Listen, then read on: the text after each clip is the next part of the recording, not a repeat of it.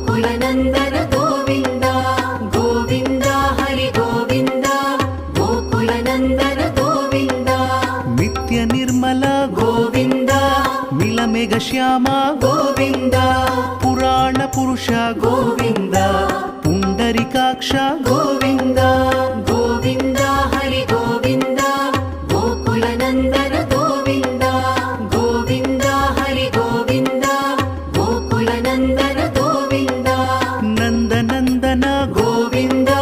नवनीत चोर गोविन्द पशुपालक श्री गोविन्द पाप विमोचन गोविन्द